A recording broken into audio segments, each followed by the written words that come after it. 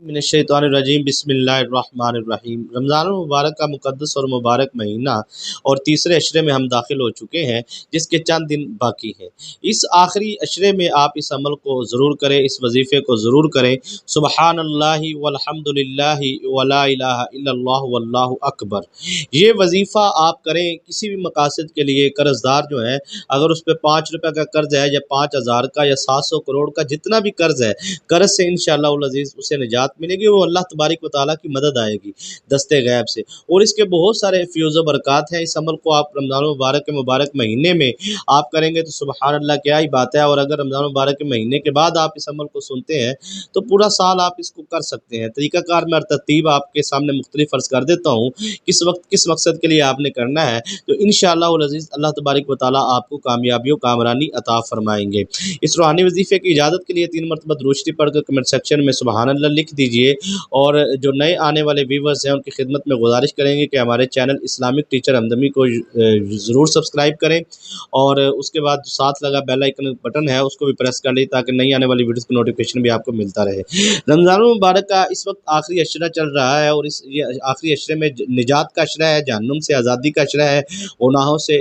بخشش کا عشرہ ہے۔ اس مہینے کے اندر رمضان المبارک کے مہینے کے اندر پورا رمضان انسان جب محنت کرتا ہے، مزدوری کرتا ہے، اس رمضان المبارک کے مہینے میں اللہ تبارک و تعالیٰ کی عبادت و ریاضت کرتا ہے، تو یہ وہ آخری ایام ہیں جن ایام میں اللہ تبارک و تعالیٰ نے اپنی رحمتیں اور برکتوں کے نزول کو بڑھا دیتا ہے۔ اور ان آخری عشرے کے اندر جو ان سے ہے طاق راتوں میں ایک رات لیلۃ القدر، جس کو قرآن پاک نے 1000 مہینوں سے افضل کہا، اور یہ وہ رات ہے جس رات میں انسان پا لیتا ہے وہ ساری زندگی اپنا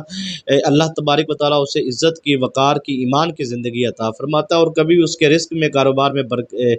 بے برکتی نہیں آتی، بلکہ اس کے رزق میں کاروبار میں برکت ہی برکت ہے۔ اور بزرگان دین نے اس عمل کو مجرب قرار دیا، بلکہ بزرگان دین اور اولیاء کاملین نے تو اس کو اپنا معمول رکھا ہے۔ مثلا روحانی طاقت کو بڑھانے کے لیے اپنی ولایت میں جو ان کو اللہ پاک نے ولایت بخشی ہوتی ہے اس کی طاقت کو مضبوط رکھنے کے لیے جس طرح بیٹری چارج ہوتی ہے، اس طرح اس وظیفے سے اللہ کے ولیوں کی روحانیت چارج ہوتی ہے۔ تو یقین مانیے گا کہ جو شخص یہ کہتا ہے مجھ پر جادو جنات ہے جی، اسیب سایہ سحر ہے جی،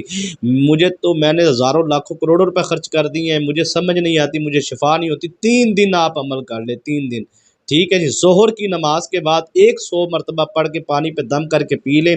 3 دن، تیسرے دن آپ دیکھیں گے کہ آپ کے رگ رگ سے بھی جادو نکل جائے گا۔ 500 سال پرانا نسل در نسل یعنی کہ 3 نسلوں سے جادو چلتا آ رہا ہے، تو یقین مانیے گا کہ 3 دن کے اندر اندر اس کا خروج ہوگا۔ اور اگر آپ پر 20 سال سے 30 سال سے مسلسل کوئی وار کر رہا ہے تو انشاءاللہ العزیز آپ کو اس سے بھی صحت یابی ملے گی۔ 3 دن آپ نے ظہر کی نماز کے بعد اس کو کرنا ہے۔ بیماری ہے اگر آپ کے اوپر کوئی کسی قسم کی بھی، مغرب کی نماز کے بعد آپ نے 100 مرتبہ پڑھنا ہے، پانی پہ دم کر کے پینا ہے، انشاءاللہ العزیز ہر قسمی بیماری سے اللہ پاک آپ کو شفا عطا فرمائیں گے، اور آہستہ آہستہ آپ کے وجود سے بیماری نکلنا خارج ہونا شروع ہو جائے گی۔ یعنی کہ بڑے سے بڑا مرض بھی ہوگا نا، اللہ پاک اس کو اس قرآنی عمل سے، اس وظیفے سے اللہ تبارک و تعالیٰ آپ کو شفاء کاملہ عاجلہ عطا فرمائیں گے۔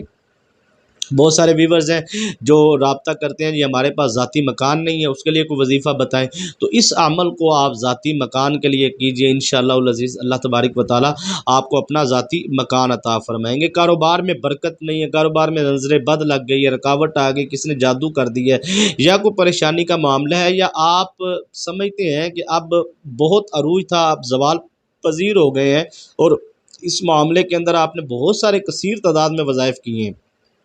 آپ کو کامیابی نہیں مل رہی، بزرگان دین فرماتے ہیں کہ اس عمل کو آپ کیجئے، انشاءاللہ العزیز بزرگوں نے اس کو مجرب قرار دیا ہے، اور اس کے حلال میں وسعت کے لیے، برکت کے لیے، اور سب سے بڑی بات ہے کہ جو بندشیں ہیں، جو رکاوٹیں ہیں، ان کو ختم کرنے کے لیے۔ جس شخص نے اس کو اپنا معمول رکھا، اس کو کثرت سے پڑھا، وہ سارا دن اپنا جو ان سے صبح پڑھ لیا، سارا دن محفوظ رہا، سارا دن پڑھا تو اس پر رزق کی بارش ہوتی ہے، کیونکہ نظر نہیں آتا۔ دیکھیے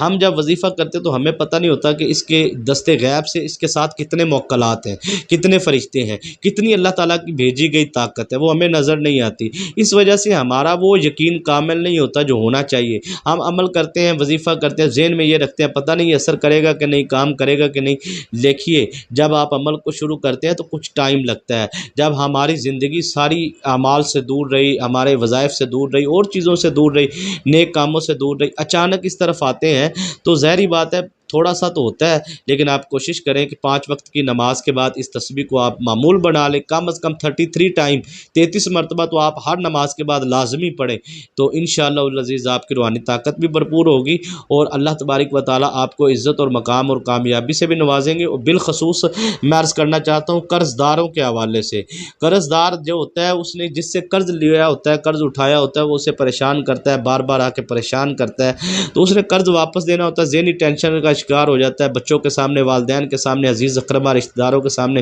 جانے سے شرمسار ہوتا ہے، ظاہری بات ہے اس کا ذلت کا معاملہ ہوتا ہے۔ تو کسی بھی قسم کا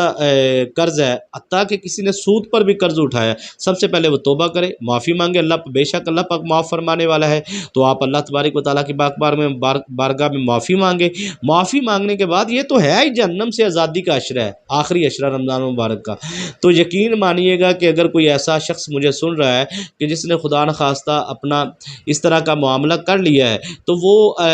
اللہ کی بارگاہ میں تو سچی توبہ کرے۔ میں یقین سے کہتا ہوں کہ انشاءاللہ العزیز اللہ پاک اس کی توبہ ضرور قبول فرمائیں گے۔ تو رمضان المبارک کے آخری عشرے میں سچی توبہ کرنے کے بعد یا رمضان المبارک کے بعد توبہ کے دروازے تو ہر وقت کھلے ہیں، یہ تو مانگنے والے پہ ہے، وہ تو کہتا ہے آ میری طرف کسی بھی وقت آ، تو اللہ تبارک و تعالیٰ کی بارگاہ میں سچی اور پکی توبہ کرنی ہے، اور توبہ کرنے کے بعد انشاءاللہ اس عمل کو معمول بنا لے، ہر نماز کے بعد 100 مرتبہ پڑھے، چند دنوں کے اندر اندر وہ دیکھے گا کہ کتنی جلدی وہ قرض سے نجات پاتا ہے، صرف چند دنوں کے اندر، 7-8 دنوں کے اندر اندر وہ دیکھے گا دستے غیب سے اسے کہاں سے مدد آ رہی ہے۔ لیکن قرض سے نجات کے لیے ہر نماز کے بعد 100 مرتبہ پڑھنا ہے۔ آپ نے کسی بھی مقصد کے لیے آپ پڑھنا چاہتے ہیں یا کسی بڑے مقاصد کے لیے،